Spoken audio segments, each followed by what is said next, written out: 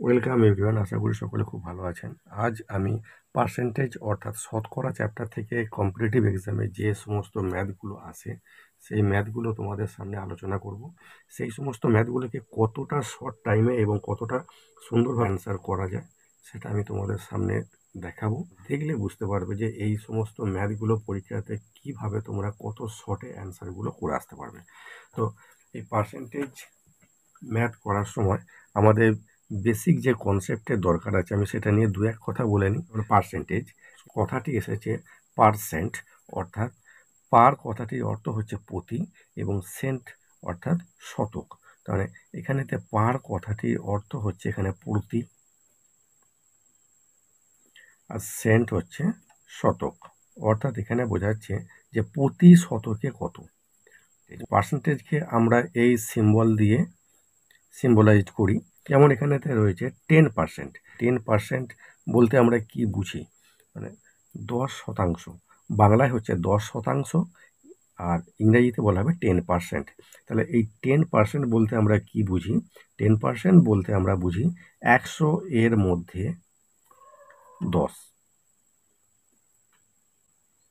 এই সংখ্যাটিকে বোঝাচ্ছে। যদি বলা হয় যে একটি ক্লাসে বয়েজের সংখ্যা হচ্ছে 56%, তাহলে গার্লের সংখ্যা কত? আমরা অবভিয়াসলি এটা 100 থেকে বিয়োগ করব 56%, সুতরাং 44%। সেই টোটাল সংখ্যাটিকে আমরা 100% হিসেবে চিহ্নিত করব। তাহলে ফার্স্ট ম্যাথ, একটি স্টুডেন্ট এক্সামে 36% মার্কস পেলে তবে সে পাস করছে, এবং সে 268 নাম্বার পেয়েছে এবং 20 নাম্বারের জন্য ফেল করেছে। টোটাল মার্কস কত? তার মানে আমাকে এখান থেকে বুঝতে হবে যে টোটাল পাস মার্কস হচ্ছে 36%। আমি যদি 36% মার্কস পাই তবে আমি পাস করব। তবে একটি স্টুডেন্ট কত পেয়েছে? 268 পেয়েছে এবং ফেল করেছে 20 নাম্বারের জন্য।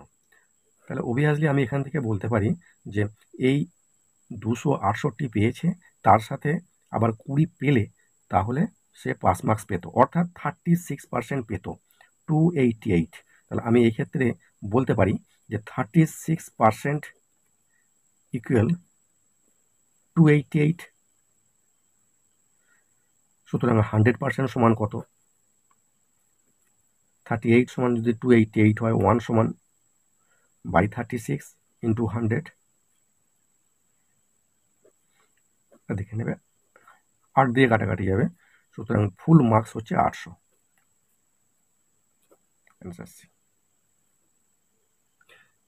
নেক্সট ম্যাথ, একটা ইলেকশনে একটি ক্যান্ডিডেট টোটাল যে ভোটার্স আছে তার 60% পেয়েছে এবং তার প্রতিযোগীকে 240 ভোটে পরাজিত করেছে। How much vote get the elected candidate, অর্থাৎ বিজয়ী ক্যান্ডিডেট কত ভোট পেয়েছে? টোটাল ভোটার 100%, যে জয়ী হচ্ছে সে পাচ্ছে 60% এবং যে ভোটে হেরে যাচ্ছে সে পাচ্ছে 40%। তাহলে অঙ্কে বলা আছে যে সে তার রাইভেলকে 240 ভোটে হারিয়েছে। সুতরাং 240 ভোটে হারিয়েছে এবং তাদের দুজনার যে ভোট পেয়েছে ভোটের মধ্যে ডিফারেন্সটা কত? ডিফারেন্স রয়েছে এখানেতে 20%। সুতরাং আমি এক্ষেত্রে বলতে পারি এই 240 ভোটই হচ্ছে 20%। সুতরাং 20% ইকুয়ালস টু 240, 100% সমান 240 বাই 20 ইন্টু 100।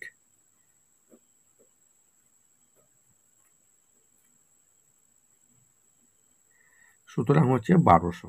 1200টা হচ্ছে 100%, মানে টোটাল ভোটার। এখানে অপশানে মিস্টেক আছে, উইন ক্যান্ডিডেট পাচ্ছে 1200 ইন্টু 60%,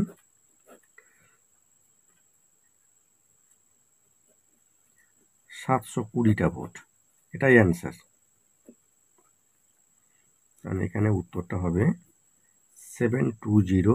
এটা হচ্ছে টোটাল ভোটার।